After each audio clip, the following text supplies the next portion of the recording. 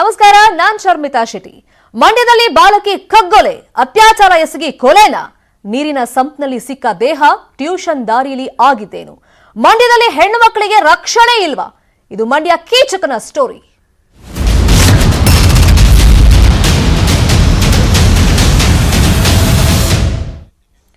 ಮಂಡ್ಯದ ಮಳವಳ್ಳಿಯಲ್ಲಿ rape and murder ನಡೀತಾ ನಿರ್ಮಾಣ ಹಂತದ ಕಟ್ಟಡದ ಸಂಪ್ನಲ್ಲಿ ಬಾಲಕಿಯ ಮೃತದೇಹ ಪತ್ತೆಯಾಗಿದೆ.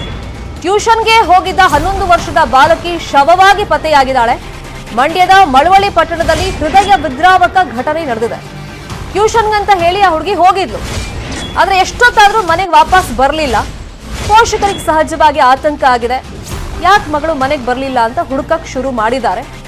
ಆದರೆ ಫೈನಲಿ ಪೋಷಕರಿಗೆ ಸಿಕ್ಕಿದ್ದು ಬರ ಸಿಡಿಲಿನ ಸುದ್ದಿ. ನಿರ್ಮಾಣ ಹಂತದ ಕಟ್ಟಡದ ಸಂಪ್ನಲ್ಲಿ ಮಗಳ ಶವ ಸಿಕ್ಕಿದೆ. ಬಾಲಕಿ ಮೃತದೇಹದ ಸ್ಥಿತಿ ನೋಡಿದ್ರೆ ಅತ್ಯಾಚಾರ ಆಗಿರಬಹುದು ಅಂತ ಶಂಕೆ ವ್ಯಕ್ತವಾಗಿದೆ. ಈಗ ಸದ್ಯಕ್ಕೆ ಅನುಮಾನಾಸ್ಪದವಾಗಿ ತಿರುಗಾಡ್ತಾ ಇದ್ದ ಓರ್ವನ ಬಂಧನ ಆಗಿದೆ. ಆತನನ್ನ ವಿಚಾರಣೆಗೊಳಪಡಿಸಿದ್ದಾರೆ. ಈಗ ಸದ್ಯಕ್ಕೆ ಟ್ಯೂಷನ್ ಮಾಸ್ಟರ್ ಅನ್ನು ವಶಕ್ಕೆ ಪಡೆದಿದ್ದಾರೆ. ಪೊಲೀಸರು ವಿಚಾರಣೆ ಮಾಡ್ತಾ ಇದ್ದಾರೆ. ಸಮರ್ಪಕವಾಗಿ ಮಾಹಿತಿ ನೀಡದಂತ ಹಿನ್ನೆಲೆಯಲ್ಲಿ ಹತ್ತಾರು ಅನುಮಾನಗಳು ಈ ಕೇಸ್ನಲ್ಲಿ ವ್ಯಕ್ತವಾಗ್ತಾ ಇದೆ. ಇಬ್ಬರನ್ನು ವಿಚಾರಣೆ ಮಾಡ್ತಾ ಇದ್ದಾರೆ ಮಳವಳ್ಳಿ ಪೊಲೀಸರು. ಮಳವಳ್ಳಿ ಸಾರ್ವಜನಿಕ ಆಸ್ಪತ್ರೆಗೆ ಬಾಲಕಿಯ ಮೃತದೇಹವನ್ನು ರವಾನೆ ಮಾಡಿದ್ದಾರೆ.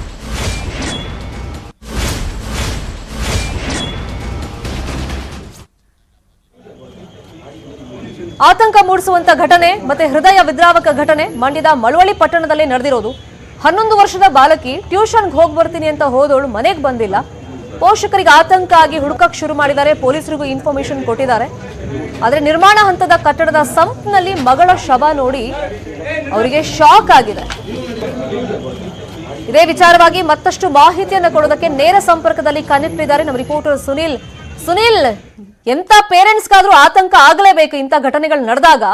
ಈಗ ಮಳವಳ್ಳಿಯಲ್ಲಿ ಹಾಗಾದ್ರೆ ಹೆಣ್ಣು ಮಕ್ಕಳಿಗೆ ರಕ್ಷಣೆ ಇಲ್ವಾ? ಹಾಗಾದ್ರೆ ಟ್ಯೂಷನ್ಗೆ ಹೋಗಂಗಿಲ್ವಾ? ಮನೆಯಿಂದ ಹೊರಗಡೆನೆ ಬರಂಗಿಲ್ವಾ? ಸೊ ಆ ಥರದ್ದೆಲ್ಲ ಕ್ವೆಶ್ಚನ್ಸ್ ಈಗ ಮೂಡುತ್ತೆ.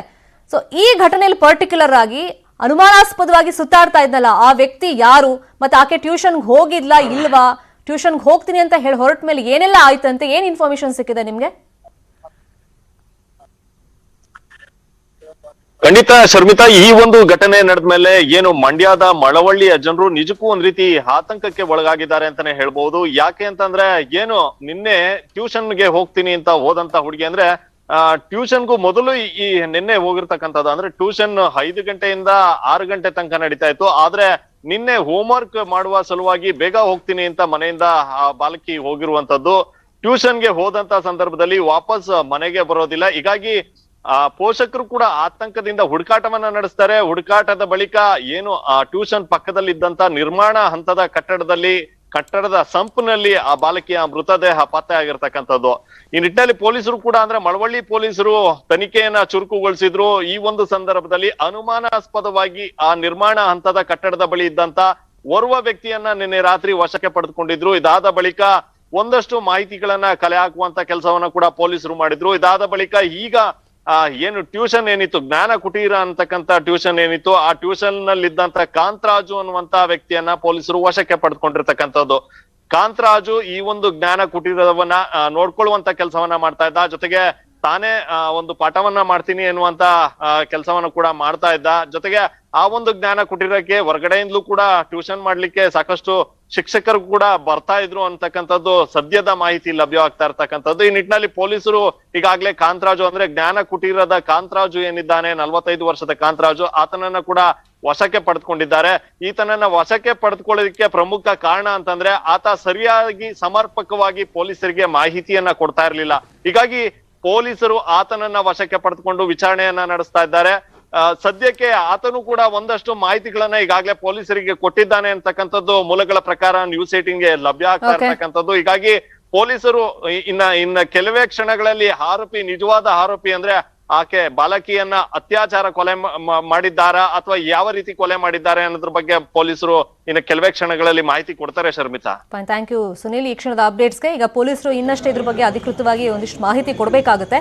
ಆದ್ರೆ ಮೇಲ್ನೋಟಕ್ಕೆ ಅನುಮಾನಾಸ್ಪದವಾಗಿ ಸುತ್ತಾಡ್ತಾ ಇದ್ದ ಓರ್ವನ್ ಬಂಧನ ಆಗಿದೆ. ಅಂದ್ರೆ ಇಲ್ಲಿ ಆ ಬಾಲಕಿಯನ್ನ ರೇಪ್ ಮಾಡಿ ಮರ್ಡರ್ ಮಾಡಿದ್ದಾರೆ ಅಂತ ಸಂಶಯ ಇದೆ. ಆ ನಿಟ್ಟಿನಲ್ಲಿ ಈಗ ಸದ್ಯಕ್ಕೆ ವಿಚಾರಣೆ ಮತ್ತೆ ತನಿಖೆ ನಡೀತಾ ಇದೆ.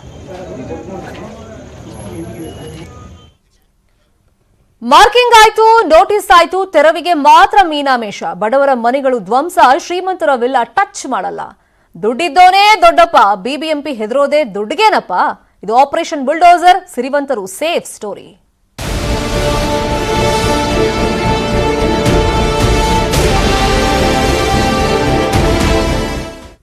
ಒತ್ತುವರಿ ತೆರವಿನಲ್ಲಿ ಬಿಬಿಎಂಪಿ ರಾಜಕೀಯ ಮಾಡ್ತಾ ಇದೆ ಅನ್ನೋ ಆರೋಪ ಸುಮಾರು ತಿಂಗಳಿಂದನೂ ಬರ್ತಾ ಇತ್ತು.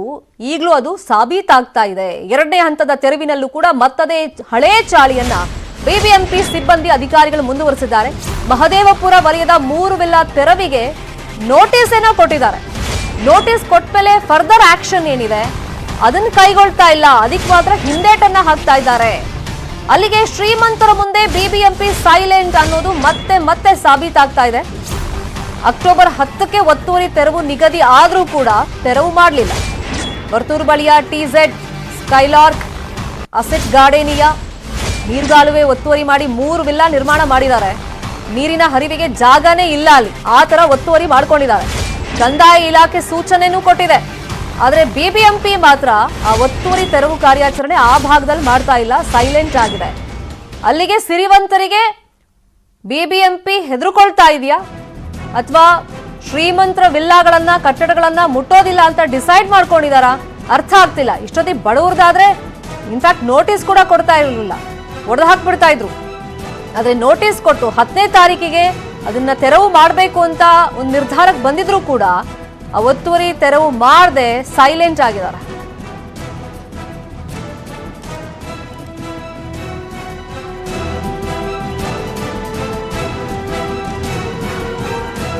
ಇನ್ನು ವಿಲ್ಲಾ ತೆರವು ಮಾಡದೆ ಬಿಬಿಎಂಪಿ ಅಧಿಕಾರಿಗಳು ಯಾವ ತರ ಕಳ್ಳಾಟ ಆಡ್ತಾ ಇದ್ದಾರೆ, ಈ ಬಗ್ಗೆ ನಮ್ಮ ಪ್ರತಿನಿಧಿ ಆಶಿಕ್ ಪ್ರತ್ಯಕ್ಷ ವರದಿ ಕೊಟ್ಟಿದ್ದಾರೆ, ನೋಡು.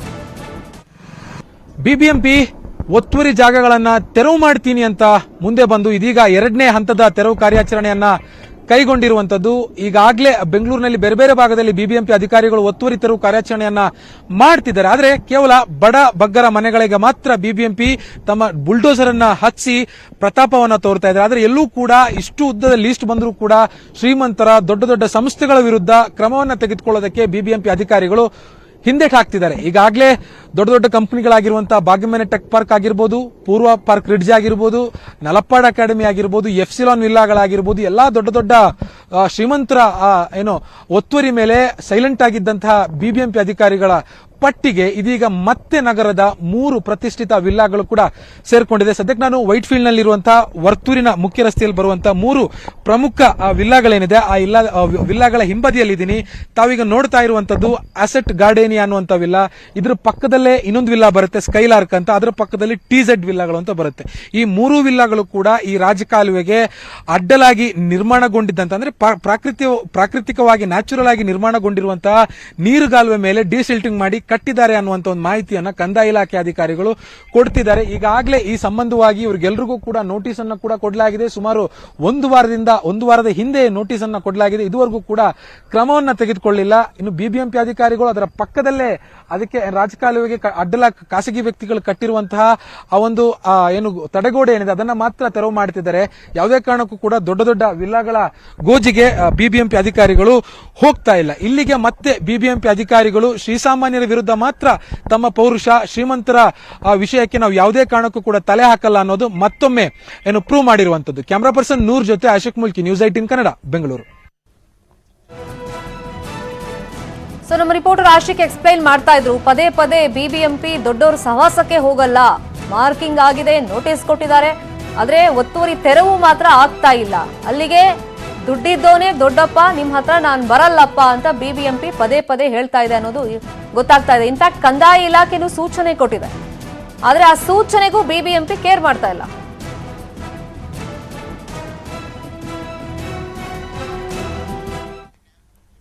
ಮದರಸಾ ಶಿಕ್ಷಣ ಸಂಸ್ಥೆಗಳಿಗೆ ಮೇಜರ್ ಸರ್ಜರಿ ಆಗುತ್ತಾ ಅನ್ನುವಂಥದ್ದು ಕುತೂಹಲವಾಗಿದೆ. ದಾಖಲೆಗಳಲ್ಲಿ ಇರೋದು ಒಂದು, ವಾಸ್ತವದಲ್ಲಿ ಇರೋದು ಬೇರೆನಾ? ಹಾಗಾದ್ರೆ ಮದರಸಾ ಶಿಕ್ಷಣ ಸಂಸ್ಥೆಗಳ ವಸ್ತುಸ್ಥಿತಿ ದಾಖಲೆಗಳು ಹೇಳ್ತಾ ಇರೋದು ಏನ್? ಹಾಗಾದ್ರೆ ಶಿಕ್ಷಣ ಸಚಿವರಿಗೆ ಮದರಸಾ ಕುರಿತಂತೆ ವರದಿ ನೀಡಲಾಗಿದೆ. ಧಾರವಾಡ ಮತ್ತು ಕಲಬುರಗಿ ವಿಭಾಗ ಆಯುಕ್ತರು ಈ ಮಾಹಿತಿಯನ್ನ ಶಿಕ್ಷಣ ಸಚಿವರಿಗೆ ಕೊಟ್ಟಿದ್ದಾರೆ. ಮದರಸಾಗಳಲ್ಲಿ ದಾಖಲಾತಿಯಷ್ಟು ವಿದ್ಯಾರ್ಥಿಗಳು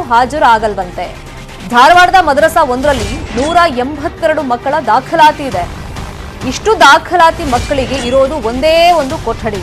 ವಾಸ್ತವವಾಗಿ 50 ವಿದ್ಯಾರ್ಥಿಗಳು ಹಾಜರಾಗ್ತಾ ಇಲ್ಲ ಅಂತ ಮಾಹಿತಿ ಲಭ್ಯವಾಗಿದೆ. ಆ ಮಾಹಿತಿಯನ್ನ ಈಗ ಶಿಕ್ಷಣ ಸಚಿವರಿಗೆ ಅಧಿಕಾರಿಗಳು ಕೊಟ್ಟಿದ್ದಾರೆ. ಅಲ್ಲಿಗೆ ದಾಖಲೆಗಳಲ್ಲಿ ಇರೋದೊಂದು, ವಾಸ್ತವದಲ್ಲಿ ಬೇರೆ ಇದೆ ಅನ್ನೋದು ಮೇಲ್ನೋಟ ಗೊತ್ತಾಗ್ತಾ ಇದೆ. ಮದರಸಾ ಶಿಕ್ಷಣ ಸಂಸ್ಥೆಗಳ ವಸ್ತುಸ್ಥಿತಿ ಇದು. ಅಧಿಕಾರಿಗಳು ಶಿಕ್ಷಣ ಸಚಿವರಿಗೆ ಈ ಬಗ್ಗೆ ಒಂದು ವರದಿಯನ್ನ ಕೊಟ್ಟಿದ್ದಾರೆ. ಮದರಸಾದ ಒಂದು ವರದಿಯನ್ನ ನಮ್ಮ ಧಾರವಾಡದ ಕಮಿಷನ್ ಕೊಟ್ಟಿದ್ದಾರೆ. ಮಕ್ಕಳ ಎನ್ರೋಲ್ಮೆಂಟ್ಗೂ ಅಟೆಂಡೆನ್ಸ್ಗೂ ತುಂಬಾ ವ್ಯತ್ಯಾಸ ಇದೆ. 100-150 ಜನದ ಎನ್ರೋಲ್ಮೆಂಟ್ ಇದೆ, 12 ಜನ 6 ಜನ ಬರ್ತಾರೆ ಒಂದಷ್ಟು ಮದರಸಗಳಿಗೆ. ಆ ಮಕ್ಕಳು ಮದರಸ ಆದಮೇಲೆ ಅದು ಶಾಲೆಗೆ ಬರಬೇಕು ಅಂತ ನಾವೇನು ಹೇಳಿದ್ದೀವಿ, ಅದು ಫಾಲೋ ಅಪ್ ಮದರಸದಿಂದ ಆಗ್ತಾ ಇಲ್ಲ. ಅಂದರೆ ಮಕ್ಕಳು ನಿಜವಾಗ್ಲೂ ನಮ್ಮ ಪ್ರಕಾರ ಯಾವ ಶಿಕ್ಷಣದ ಒಳಗಡೆ ಅವು ಬರಬೇಕು, ಕಲಿಬೇಕು, ಅದು ಆಗ್ತಿಲ್ಲ ಅನ್ನುವಂಥದ್ದು ತುಂಬ ಇನ್ನೂ ವರದಿ ಅವ್ರು ಕೊಟ್ಟಿಲ್ಲ, ಬಟ್ ಅವ್ರ ಮಾತುಕತೆಯಲ್ಲಿ ಅವ್ರು ಹೇಳಿರುವಂಥದ್ದು. ಅದಕ್ಕೆ ಇನ್ನೂ ಒಂದಷ್ಟು ಮದರಸಗಳನ್ನ ನೋಡಿ ಆಮೇಲೆ ಒಂದು ಸೊಲ್ಯೂಷನ್ ಸಿಗುವಂಥ ಮದರಸಗೆ ಒಂದು ಮದರಸದ ಮಕ್ಕಳಿಗೂ ಸಹಿತ ನಮ್ಮ ಬೇರೆ ಮಕ್ಕಳಿಗೆ ಸಿಗುವಂಥ ಶಿಕ್ಷಣ ಸಿಗಲೇಬೇಕು. ಗುಲ್ಬರ್ಗದ ಕಮಿಷನರ್ಗೂ ಹೇಳ್ತೀವಿ, ಒಂದಷ್ಟು ಮದರಸಗಳಿಗೆ ಹೋಗಿ ಆಕ್ಚುಯಲ್ ಸಿಚುವೇಶನ್ ಏನಿದೆ ಅನ್ನುವಂಥದ್ದು ಮದರಸ. ಇದೇ ವಿಚಾರವಾಗಿ ಮತ್ತಷ್ಟು ಮಾಹಿತಿಯನ್ನು ಕೊಡೋದಕ್ಕೆ ನೇರ ಸಂಪರ್ಕದಲ್ಲಿ ಕನೆಕ್ಟ್ ಇದ್ದಾರೆ ನಮ್ಮ ರಿಪೋರ್ಟರ್ ಶರಣಹಂಪಿ. ಮದರಸಾದಲ್ಲಿ ಶಿಕ್ಷಣ ಯಾವ ತರ ನಡೀತಾ ಇದೆ, ಗುಣಮಟ್ಟ ಹೆಂಗಿದೆ, ಯಾವ ಮಾದರಿಯಲ್ಲಿ ಶಿಕ್ಷಣ ಕೊಡ್ತಾ ಇದ್ದಾರೆ, ಎಲ್ಲದ್ರ ಬಗ್ಗೆ ವರದಿ ಬೇಕು ಅಂತ ಶಿಕ್ಷಣ ಇಲಾಖೆನೇ ಕೇಳಿತು. ಈಗ ಆಯುಕ್ತರು ಕೊಡ್ತಾ ಇದ್ದಾರೆ ಎಲ್ಲೆಲ್ಲಿ ಮದರಸಾದಲ್ಲಿ ಯಾವ್ಯಾವ ಸಿಚುವೇಶನ್ ಇದೆ ಅಂತ ಹೇಳ್ಬಿಟ್ಟು. ಈಗ ವರದಿ ಕೈ ಸೇರಿದ ನಂತರ ಕಂಪ್ಲೀಟ್ ಆಗಿ ಸರ್ಕಾರದ ನಿರ್ಧಾರಗಳು ಏನೇನಿರುತ್ತೆ? ಶರ್ಮಿತಾ, ಮದ್ರಸಾ ಶಿಕ್ಷಣ ಸಂಸ್ಥೆಗಳಲ್ಲಿರುವಂತಹ ಶಿಕ್ಷಣ ಗುಣಮಟ್ಟ ನಿಜವಾಗ್ಲೂ ಕೂಡ ತುಂಬಾ ಕಳಪೆ ಆಗ್ತಾ ಇದೆ, ಕಡಿಮೆ ಆಗ್ತಾ ಇದೆ ಅನ್ನೋ ಕಾರಣಕ್ಕೆ, ಮತ್ತು ಅಲ್ಲಿ ನಿಜವಾಗ್ಲೂ ಕೂಡ ಪ್ರಾಥಮಿಕ ಮತ್ತು ಪ್ರೌಢಶಾಲೆಯಲ್ಲಿ ಸಿಗ್ತಿರುವಂತಹ ಶಿಕ್ಷಣ ಏನಿದೆ ಆ ಶಿಕ್ಷಣ ಸಿಗ್ತಾ ಇಲ್ಲ ಅನ್ನುವಂತ ಗಂಭೀರ ಆರೋಪಗಳಿದೆ. ಈ ಹಿನ್ನೆಲೆಯಲ್ಲಿ ಶಿಕ್ಷಣ ಸಚಿವ BC ನಾಗೇಶ್ ಅವರೇ ಎಲ್ಲಾ ಮದ್ರಸಗಳಲ್ಲಿ ಪರಿಸ್ಥಿತಿ ಹೇಗಿದೆ ಅಂತ ಹೇಳಿ ವಸ್ತುಸ್ಥಿತಿ ವರದಿಯನ್ನ ಕೊಡಿ ಅಂತ ಹೇಳಿ ಶಿಕ್ಷಣ ಇಲಾಖೆಯ ಆಯುಕ್ತರಿಗೆ ಸೂಚನೆಯನ್ನು ಕೊಟ್ಟಿದ್ರು. ಈಗಾಗಲೇ ಧಾರವಾಡ ಮತ್ತು ಕಲಬುರಗಿಯ ಶಿಕ್ಷಣ ಇಲಾಖೆಯ ಆಯುಕ್ತರು ಕೂಡ ಮೌಖಿಕವಾಗಿ ಮಾಹಿತಿಯನ್ನು ಕೊಟ್ಟಿದ್ದಾರೆ. ವಸ್ತುಸ್ಥಿತಿ ಅಂದ್ರೆ ಅಲ್ಲಿರುವಂತ ಮದ್ರಸದಲ್ಲಿ ನಿಜವಾಗ್ಲೂ ಕೂಡ ಸಮರ್ಪಕವಾಗಿ ಶಿಕ್ಷಣ ಸಿಗ್ತಾ ಇಲ್ಲ, ಬರೀ ಧರ್ಮ ಬೋಧನೆಗಳು ಮಾತ್ರ ಆಗ್ತಾ ಇದೆ. ಉಳಿದಂತೆ ಬೇರೆ ಬೇರೆ ಭಾಷೆಗಳಿದಾವೆ ಮತ್ತು ಗಣಿತ, ವಿಜ್ಞಾನ, ಹೀಗೆ ಎಲ್ಲಾ ಭಾಷೆಗಳಲ್ಲೂ ಕೂಡ ಸಮರ್ಪಕವಾಗಿ ಶಿಕ್ಷಣ, ಗುಣಮಟ್ಟದ ಶಿಕ್ಷಣ ಸಿಗ್ತಾ ಇಲ್ಲ ಅನ್ನುವಂತ ಆರೋಪಗಳಿದೆ. ಇದರ ಹಿನ್ನೆಲೆಯಲ್ಲಿ ನಿಮಗೆ ಹಾಜರಾತಿಯನ್ನು ಕೂಡ ನೋಡ್ತಾ ಹೋದ್ರೆ, ಉದಾಹರಣೆಗೆ ಧಾರವಾಡದ ಒಂದು ಮದ್ರಸದಲ್ಲಿ 182 ಜನ ವಿದ್ಯಾರ್ಥಿಗಳಿರ್ಬೇಕಾದಂತ ಒಂದು ಮದ್ರಸದಲ್ಲಿ ಇರೋದು ಒಂದೇ ಕೊಠಡಿ. ಒಂದು ಕೊಠಡಿ ಬೇಸಿಕ್ ಕ್ವೆಶ್ಚನ್ ಮೂಡುತ್ತೆ. ಮದ್ರಸಾ ಅಂದ್ರೇನೆ ಧರ್ಮ ಬೋಧನೆಗೆ ಇರುವಂತ ಒಂದು ಸ್ಥಳ, ಜಾಗ. ಸೊ ಇಲ್ಲಿ ಬೇರೆ ಮಾದರಿಯ ಶಿಕ್ಷಣವನ್ನ ಹೆಂಗೆ ಎಕ್ಸ್ಪೆಕ್ಟ್ ಮಾಡಕ್ ಸಾಧ್ಯ? ಸರ್ಕಾರ ಇದನ್ನ ಚೇಂಜ್ ಮಾಡೋದಕ್ಕೆ ಮುಂದಾಗಿದೆಯಾ? ಹಾಗಾದ್ರೆ NEP ನ ಇಂಟ್ರೊಡ್ಯೂಸ್ ಮಾಡೋ ಮುಖಾಂತರ ಮದ್ರಸಾಗಳಲ್ಲೂ? ಶರ್ಮಿತಾ, ಮದ್ರಸಾ ಅಂದ ಕೂಡಲೇ ಬರೀ ಧರ್ಮ ಬೋಧನೆ ಮಾತ್ರ ಮಾಡ್ಬೇಕು ಅಂತಿಲ್ಲ. ಯಾಕಂದ್ರೆ ಏಕರೂಪ ಶಿಕ್ಷಣ ಈಗ NEP ಬರ್ತಾ ಇದೆ. ಈ ಮೊದ್ಲಿಂದನೂ ಕೂಡ ಇದ್ದಂತದ್ದು. ನಿಮಗೆ ಬೇರೆ ಬೇರೆ ಭಾಷೆಗಳ ಶಿಕ್ಷಣನು ಕೂಡ ನೀಡಬೇಕು, ಅದರ ಜೊತೆಗೆ ನೀಡಬೇಕು ಅನ್ನೋದಿದೆ. ಈ ಗುರುಕುಲದಲ್ಲಿ ಹೇಗೆ ನೀವು ಹಿಂದೂ ಧರ್ಮದ ಮಾಹಿತಿಯನ್ನ ನೀಡ್ತಾರೆ, ಪಾಠಗಳನ್ನ ಮಾಡ್ತಾರೆ, ಅದರ ಜೊತೆಗೆ ಬೇರೆ ಭಾಷೆಗಳು ಅಂದ್ರೆ ಬೇರೆ ಬೇರೆ ತರಗತಿಗಳೇನಿದಾವೆ ಆ ಎಲ್ಲಾ ತರಗತಿಗಳು, ಕನ್ನಡ, ವಿಜ್ಞಾನ, ಗಣಿತ, ಹೀಗೆ ಎಲ್ಲವುಗಳನ್ನ ಪಾಠ ಮಾಡಬೇಕು. ಅದೇ ರೀತಿಯಾಗಿ ಮದ್ರಸದಲ್ಲೂ ಕೂಡ ಇದೇ ರೀತಿಯಾದಂತ ಶಿಕ್ಷಣ ಇರೋದು. ಆದ್ರೆ ವಸ್ತುಸ್ಥಿತಿ ಆ ರೀತಿ ಆಗ್ತಾ ಇಲ್ಲ. ನಿಮಗೆ ಮುಸ್ಲಿಂ ಸಮುದಾಯದ ಮಕ್ಕಳು ಬರೀ ಭಾಷಾ ಪಾರಮ್ಯವನ್ನ ಮೆಳಿತಾ ಇದ್ದಾರೆ. ಅಂದ್ರೆ ಉರ್ದು ಭಾಷೆ ಮತ್ತು ಅಲ್ಲಿರುವಂತ ಧರ್ಮದ ಭಾಷೆಯನ್ನ, ಧರ್ಮದಲ್ಲಿರುವಂತ ಮಾಹಿತಿಯನ್ನೇನಿದೆ, ಪ್ರವಾದಿ ಮೊಹಮ್ಮದರ ಮಾಹಿತಿ ಏನಿದೆ, ಅದನ್ನ ಮಾತ್ರ ಮಾಹಿತಿಯನ್ನ ಪಡಿತಾ ಇದ್ದಾರೆ, ಅದನ್ನ ಬೋಧನೆ ಮಾಡ್ತಾ ಇದ್ದಾರೆ, ಅದನ್ನ ತಿಳ್ಕೊಳ್ತಾ ಇದ್ದಾರೆ. ಆದ್ರೆ ಉಳಿದಂತ ತರಗತಿಗಳೇನಿದ್ದಾವೆ ಅವುಗಳನ್ನ ತಿಳ್ಕೊಳ್ತಿಲ್ಲ ಅನ್ನುವಂತ ದೊಡ್ಡ ಗಂಭೀರ ಆರೋಪ ಇದೆ. ಇದರ ಹಿನ್ನೆಲೆಯಲ್ಲಿ ನೋಡ್ತಾ ಹೋದ್ರೆ ವರದಿ ಸಿಕ್ಕ ನಂತರ ಮೇಜರ್ ಸರ್ಜರಿ ಆಗುವಂತ ಸಾಧ್ಯತೆ ಇದೆ. ಇನ್ನೊಂದು, ದೆಹಲಿಯಲ್ಲಿ ಮದ್ರಸಾದಲ್ಲಿ ಓದ್ತಿರುವಂತ ವಿದ್ಯಾರ್ಥಿಗಳನ್ನ ಒಬ್ಬ ಯೂಟ್ಯೂಬರ್ ಇಂಟರ್ವ್ಯೂ ಮಾಡ್ತಾರೆ. ಅದರಲ್ಲಿ ನಿಮಗೆ ದೇಶದ ಪ್ರಧಾನಮಂತ್ರಿ ಯಾರು, ರಾಜ್ಯದ ಮುಖ್ಯಮಂತ್ರಿ ಯಾರು ಅಂದ್ರೆ ತಪ್ಪು ಮಾಹಿತಿಯನ್ನ ಕೊಡ್ತಾರೆ. ಅಂದ್ರೆ ಮದರಸದಲ್ಲಿ ಯಾವ ರೀತಿಯಾಗಿ ಗುಣಮಟ್ಟದ ಶಿಕ್ಷಣ ಸಿಗ್ತದೆ ಅನ್ನುವಂತ ಸಾಕಷ್ಟು ರೀತಿಯಾದಂತ ಪ್ರಶ್ನೆಗಳು ಈಗ ಪ್ರಶ್ನೆ ಆಗ್ತಾ ಇರೋದು. ಇದರ ಹಿನ್ನೆಲೆಯಲ್ಲಿ ಈಗ ರಾಜ್ಯದಲ್ಲಿ ಮೇಜರ್ ಸರ್ಜರಿಯಾಗಿ ಶಿಕ್ಷಣ ಬದಲಾವಣೆಗೆ, ಮದ್ರಸದಲ್ಲಿ ಶಿಕ್ಷಣ ಬದಲಾವಣೆಗೆ, ಏಕರೂಪ ಶಿಕ್ಷಣಕ್ಕೆ ಒತ್ತು ಕೊಡ್ಲಿಕ್ಕೆ ರಾಜ್ಯ ಸರ್ಕಾರ ಮುಂದಾಗ್ತಾ ಇದೆ. ಫೈನ್, ಥ್ಯಾಂಕ್ ಯು ಶರಣಹಂಪಿ ಈ ಕ್ಷಣದ ಅಪ್ಡೇಟ್ಸ್ಗೆ. ಚಿತ್ರದುರ್ಗದಲ್ಲಿ ರಾಹುಲ್ ಗಾಂಧಿ ಭಾರತ್ ಜೋಡೋ ಪಾದಯಾತ್ರೆ ಸಾಗ್ತಾ ಇದೆ. ಚಳ್ಳಕೆರೆ ಬಳಿಯಿಂದ ಯಾತ್ರೆ ಆರಂಭಿಸಲಾಯಿತು. ಭಾರತ್ ಜೋಡೋ ಯಾತ್ರೆಗೆ ಕಲಾ ತಂಡಗಳು ಮೆರುಗನ್ನ ನೀಡಿದ್ವು. ವಿಪಕ್ಷ ನಾಯಕ ಸಿದ್ದರಾಮಯ್ಯ ಸೇರಿದಂತೆ ಪ್ರಮುಖರು ಇಂದಿನ ಜೋಡೋ ಯಾತ್ರೆಯಲ್ಲಿ ಪಾಲ್ಗೊಂಡಿದ್ದಾರೆ. ಈ ವೇಳೆ ಅಭಿಮಾನಿಯೊಬ್ಬರು ರಾಹುಲ್ಗೆ ಕಂಬಳಿಯನ್ನ ಕೊಟ್ಟು ವಿದ್ಯಾರ್ಥಿನಿಯರ ಜೊತೆ ಹೆಜ್ಜೆ ಹಾಕಿದ ರಾಹುಲ್ ಅವರು ವಿದ್ಯಾಭ್ಯಾಸ ಶಾಲೆ ಬಗ್ಗೆ ಮಾಹಿತಿಯನ್ನ ಕೇಳ್ತಾ ಸಾಗಿದ್ರು. ಇನ್ನು ಯಾತ್ರೆ ಮಾರ್ಗದಲ್ಲಿ ಉಚಿತ ಹಣ್ಣುಗಳ ವಿತರಣೆ ಮಾಡಲಾಯಿತು. ಉಚಿತ ಹಣ್ಣನ್ನು ಪಡೆಯೋದಕ್ಕೆ ಕಾರ್ಯಕರ್ತರು ಮುಗಿಬಿದ್ದಿದ್ರು.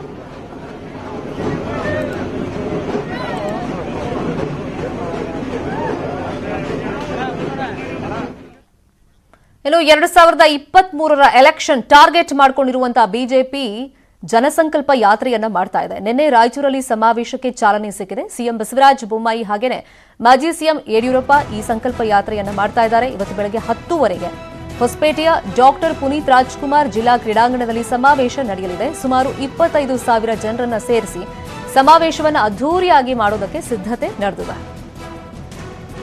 ಇನ್ನು ಮಧ್ಯಾಹ್ನ 3 ಗಂಟೆಗೆ ಕೊಪ್ಪಳ ಜಿಲ್ಲೆಯ ಕುಷ್ಟಗಿಯಲ್ಲಿ ಸಮಾವೇಶ ನಡೆಯುತ್ತೆ. ನಗರದ ಕೆಎಂಎಫ್ ಕೇಂದ್ರದ ಮುಂಭಾಗದ ಮೈದಾನದಲ್ಲಿ ಸಮಾವೇಶ ಆಯೋಜಿಸಲಾಗಿದ್ದು ಸುಮಾರು 30,000ಕ್ಕೂ ಅಧಿಕ ಜನ ಸೇರುವಂತ ಚಾನ್ಸಸ್ ಇದೆ. ಮಧ್ಯಾಹ್ನ 3 ಗಂಟೆಗೆ ಜನಸಂಕಲ್ಪ ಸಮಾವೇಶ ಅಲ್ಲಿ ನಡೆಯುತ್ತೆ.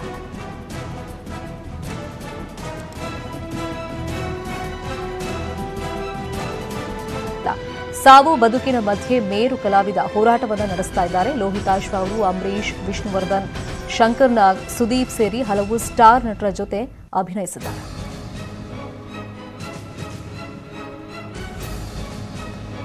ಇದೇ ವಿಚಾರವಾಗಿ ಮತ್ತಷ್ಟು ಮಾಹಿತಿಯನ್ನು ಕೊಡೋದಕ್ಕೆ ನೇರ ಸಂಪರ್ಕದಲ್ಲಿ ಕನೆಕ್ಟ್ ಇದ್ದಾರೆ ನಮ್ಮ ರಿಪೋರ್ಟರ್ ಮಂಜು ಆರ್ಯ. ವೆಂಟಿಲೇಟರ್ ಅಲ್ಲಿ ಚಿಕಿತ್ಸೆ ಕೊಡ್ತಾ ಇದ್ರು, ಅವ್ರ ಮಗ ಕೂಡ ಪದೇ ಇನ್ಫಾರ್ಮೇಶನ್ ಕೊಡ್ತಾ ಇದ್ರು ಅವ್ರ ತಂದೆ ಹೆಲ್ತ್ ಕಂಡೀಷನ್ ಹೇಗಿದೆ ಅಂತ. ಈಗ ಆಸ್ಪತ್ರೆ ಕಡೆಯಿಂದ ಏನೆಲ್ಲ ಅಫಿಷಿಯಲ್ ಆಗಿ ಇನ್ಫಾರ್ಮೇಶನ್ ಸಿಗ್ತಾ ಇದೆ?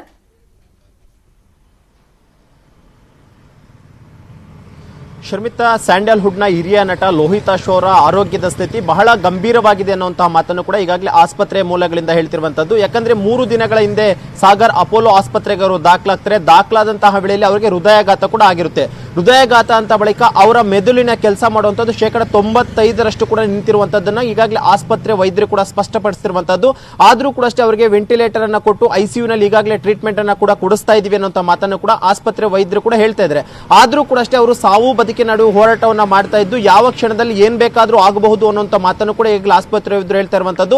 ಬಹುತೇಕ ಇವತ್ತು ಮಧ್ಯಾಹ್ನದ ವೇಳೆಗೆ ಅವರ ಹೆಲ್ತ್ ಬುಲೆಟಿನ್ ಕೂಡ ಅಷ್ಟೇ ರಿಲೀಸ್ ಮಾಡಲು ಎಲ್ಲಾ ರೀತಿಯ ಸಿದ್ಧತೆಗಳನ್ನು ಕೂಡ ಮಾಡ್ಕೊಂತಿದ್ರೆ. ಅವರ ಆರೋಗ್ಯದ ಕಂಡೀಷನ್ ಯಾವ ರೀತಿ ಇದೆ, ಯಾಕಂದ್ರೆ ನಿನ್ನೆ ಕೂಡ ಅಷ್ಟೇ ಆಸ್ಪತ್ರೆ ವೈದ್ಯರು ಹೇಳ್ತಿದ್ದಂತ ಸಂದರ್ಭದಲ್ಲಿ ಅವರ ಮೆದುಳು ಯಾವುದೇ ಕಾರಣಕ್ಕೂ ಕೂಡ ಅಷ್ಟೇ ಕೆಲಸವನ್ನ ಮಾಡ್ತಿಲ್ಲ. ಜೊತೆಗೆ ಅವರಿಗೆ ಹಾರ್ಟ್ ಅಟ್ಯಾಕ್ ಆಗಿದ್ದಂತ ಕಾರಣಕ್ಕೋಸ್ಕರ ಅವರನ್ನ ನಾರ್ಮಲ್ ಸ್ಟೇಜ್ಗೆ ತರೋದಕ್ಕೆ ನಾವೆಲ್ಲಾ ರೀತಿಯಂತ ಪ್ರಯತ್ನಗಳನ್ನು ಕೂಡ ಮಾಡ್ತಾ ಇದ್ವಿ. ಆದ್ರೂ ಕೂಡ ಅಷ್ಟೇ ಸಫಲತೆ ಕಾಣ್ತಾ ಇಲ್ಲ ಅಂತ ಒಂದು ಮಾತನ್ನು ಕೂಡ ಅಷ್ಟೇ ಆಸ್ಪತ್ರೆ ವೈದ್ಯರು ಹೇಳಿದ್ರು. ಈ ನಿಟ್ಟಿನಲ್ಲಿ ಅವರ ಮಗ ಕೂಡ ಅಷ್ಟೇ ನಿನ್ನೆ ಮಾಧ್ಯಮಕ್ಕೆ ಒಂದು ಸ್ಟೇಟ್ಮೆಂಟ್ ಅನ್ನು ಕೊಟ್ಟಿದ್ದ. ಅವರ ಮೆದುಳು ಸಂಪೂರ್ಣವಾಗಿ ಅಂದ್ರೆ ಸುಮಾರು 95% ಕೆಲಸ ಮಾಡೋದು ಕೂಡ ನಿಂತಿರುವಂತ ಹಿನ್ನೆಲೆಯಲ್ಲಿ ಆದ್ರೂ ಕೂಡ ಅಷ್ಟೇ ಅವರ ಕಂಡೀಷನ್ ಸೀರಿಯಸ್ ಆಗಿದೆ. ಆದ್ರೆ ಏನು ಕೂಡ ಹೇಳೋಕೆ ಆಗೋದಿಲ್ಲ ಅನ್ನೋ ಮಾತನ್ನು ಹೇಳಿದ್ರು. ಈ ನಿಟ್ಟಿನಲ್ಲಿ ಇವತ್ತು ಮಧ್ಯಾಹ್ನದ ವೇಳೆಗೆ ಕುಮಾರಸ್ವಾಮಿ ಲೇಔಟ್ ನಲ್ಲಿರುವಂತಹ ಸಾಗರ್ ಅಪೋಲೋ ಆಸ್ಪತ್ರೆ ವೈದ್ಯರು ಮಧ್ಯಾಹ್ನ ಒಂದು ಹೆಲ್ತ್ ಬುಲೆಟಿನ್ ಬಿಡುಗಡೆ ಮಾಡಲಿದ್ದು. ಆ ಒಂದು ಹೆಲ್ತ್ ಬುಲೆಟಿನ್ ವೇಳೆ ಅವರ ಕಂಡೀಷನ್ ಯಾವ ರೀತಿ ಇದೆ ಅನ್ನೋದ್ರ ಬಗ್ಗೆ ಕೂಡ ಅಷ್ಟೇ ಸ್ಪಷ್ಟವಾದಂತಹ ಮಾಹಿತಿಯನ್ನು ಕೂಡ ಕೊಡಲಿದ್ದಾರೆ. ಶರ್ಮಿತಾ, ಮಂಜುವಾರ್ಯ, ಶರತ್ ಲೋಹಿತಾಶ್ವ ಅವರು ಇನ್ಫಾರ್ಮೇಶನ್ ಕೊಡ್ತಾ ಅವ್ರು ಹೇಳ್ತಾ ಇದ್ರು, ನನ್ನ ಕಣ್ಮುಂದೆನೆ ಹೃದಯಾಘಾತ ಆಯ್ತು, ನನ್ ನೋಡಿನೇ ಆತಂಕ ಆಯ್ತು ಅಂತ ಕಣ್ಣೀರೆಲ್ಲ ಹಾಕ್ತಾ ಇದ್ರು. ಸಣ್ಣ ಪುಟ್ಟ ಆರೋಗ್ಯ ಸಮಸ್ಯೆ ಅವ್ರಿಗಿತ್ತು. ಈಗ ಹೃದಯಾಘಾತ ಆದ್ಮೇಲೆ ದಿಢೀರ್ ಅಂತ ಪರಿಸ್ಥಿತಿ ಗಂಭೀರ ಆಯ್ತು ಅಂತ ಹೇಳ್ತಾರೆ. ಸೊ ಇದ್ರ ಬಗ್ಗೆ ಏನಾದ್ರು ಡಾಕ್ಟರ್ಸ್ ಇನ್ಫಾರ್ಮೇಶನ್ ಕೊಟ್ಟಿದಾರಾ, ಯಾಕೆ ಇಷ್ಟೊಂದು ಕ್ರಿಟಿಕಲ್ ಆಯ್ತು ಅಂತ?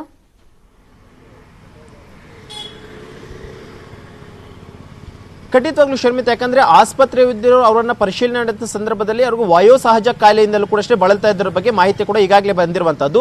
ಜೊತೆಗೆ ಪ್ರಮುಖವಾಗಿ 3 ದಿನಗಳಿಂದ ಯಾವಾಗ ಅವರಿಗೆ ಹಾರ್ಟ್ ಅಟ್ಯಾಕ್ ಆಗುತ್ತೆ, ಹಾರ್ಟ್ ಅಟ್ಯಾಕ್ ಆದಂತಹ ಬಳಿಕ ನೇರವಾಗಿ ಅವರನ್ನ ಇಲ್ಲಿನ ಸಾಗರ್ ಅಪೋಲೋ ಆಸ್ಪತ್ರೆ ಕರ್ತಾ ಇರ್ತಾರೆ. ಹಾರ್ಟ್ ಅಟ್ಯಾಕ್ ಆದಂತಹ ಒಂದು ಸಂದರ್ಭದಲ್ಲಿ ಅವರ ಮೆದುಳು ಕೂಡ ಅಷ್ಟೇ ಸಂಪೂರ್ಣವಾಗಿ ಕೆಲಸ ಮಾಡಿರುವಂತದ್ದು ನಿಂತಿದೆ ಅನ್ನೋದ್ರ ಬಗ್ಗೆ ಕೂಡ ಆಸ್ಪತ್ರೆಯ ವೈದ್ಯರು ಈಗಾಗಲೇ ಹೇಳ್ತಿರುವಂತದ್ದು. ಇಲ್ಲಿ ಯಾವಾಗ ಮೆದುಳು ಕೂಡ ಅಷ್ಟೇ ವರ್ಕ್ ಮಾಡ್ತಿಲ್ಲ, ಜೊತೆಗೆ ಆ ಹೃದಯಾಘಾತ ಆಗಿರುವಂತಹ ಹಿನ್ನೆಲೆಯಲ್ಲಿ ಎಲ್ಲೋ ಒಂದು ರೀತಿ ಸಹಜ ಸ್ಥಿತಿಗೆ ಅವಳು ಮರಳೋದಕ್ಕೆ ಆಗ್ತಾ ಇಲ್ಲ. ಆ ಒಂದು ಕಾರಣಕ್ಕೋಸ್ಕರ ಅವರನ್ನ ಐಸಿಯು ನಲ್ಲಿ ಇರಿಸಿ ಒಂದು ಟ್ರೀಟ್ಮೆಂಟ್ ಅನ್ನು ಕೊಡ್ತಾ ಇದೀವಿ. ಆದ್ರೂ ಕೂಡ ಅಷ್ಟೇ ನಾರ್ಮಲ್ ಸ್ಟೇಜ್ಗೆ ಬರ್ತಾರ ಇಲ್ವ ಅನ್ನೋಂಥದ್ದು ಕೂಡ ಗೊತ್ತಿಲ್ಲ. ಇಲ್ಲಿ ಎಲ್ಲೋ ಒಂದು ರೀತಿ ಅವರ ಕಂಡೀಷನ್ ದಿನೇ ದಿನೇ ಕ್ರಿಟಿಕಲ್ ಆಗ್ತಿರುವಂತ ಕಾರಣಕ್ಕೋಸ್ಕರ ಅವರನ್ನ ತೀವ್ರ ನಿಗಾ ಘಟಕದಲ್ಲಿ ಇರಿಸಿ ಒಂದು ಟ್ರೀಟ್ಮೆಂಟ್ ಅನ್ನು ಕೊಡಿಸ್ತಾ ಇದೀವಿ. ಆದ್ರೂ ಕೂಡ ಅಷ್ಟೇ ಅವರು ಏನು ಟ್ರೀಟ್ಮೆಂಟ್ ಕೊಡ್ತಾ ಅದಕ್ಕೆ ಸರಿಯಾದ ರೀತಿಯಲ್ಲಿ ಸ್ಪಂದಿಸ್ತಾ ಇಲ್ಲ ಅನ್ನುವಂಥದ್ದು ಮಾತನ್ನು ಕೂಡ ಹೇಳಿದ್ದಾರೆ. ಆದ್ರೆ ಯಾವ ಟೈಮ್ ನಲ್ಲಿ ಏನಾಗುತ್ತೆ ಅನ್ನೋದ್ರ ಬಗ್ಗೆ ಕೂಡ ಅಷ್ಟೇ ನಮಗೆ ಮಾಹಿತಿ ಇಲ್ಲ. ಒಟ್ಟಾರೆಯಾಗಿ ಇವತ್ತು ಮಧ್ಯಾಹ್ನದ ವೇಳೆಗೆ ಅವರ ಕಂಡೀಷನ್ ಯಾವ ರೀತಿ ಇದೆ ಮತ್ತು ಮುಂದಿನ ಒಂದು ಟ್ರೀಟ್ಮೆಂಟ್ ಯಾವ ರೀತಿ ಕೊಡಬೇಕು ಅನ್ನೋದ್ರ ಬಗ್ಗೆ ಕೂಡ ಅಷ್ಟೇ ಬಹುತೇಕ ಹೆಲ್ತ್ ಬುಲೆಟಿನ್ ನಲ್ಲಿ ಬಿಡುಗಡೆ ಮಾಡುವಂತಹ ಸಾಧ್ಯತೆಗಳು ಜಾಸ್ತಿ ಆಗಿದೆ. ಶರ್ಮಿತಾ, ಥ್ಯಾಂಕ್ ಯು ಮಂಜು. ಈ ಕ್ಷಣದ ಅಪ್ಡೇಟ್ಸ್ಗೆ ಇವಿಷ್ಟು ಸದ್ಯದ ನ್ಯೂಸ್ ಅಪ್ಡೇಟ್ಸ್. ನೋಡ್ತಾರೆ ನ್ಯೂಸ್ 18 ಕನ್ನಡ, ಜಾಲ ನಮ್ಮದು, ಬಲ ನಿಮ್ಮದು.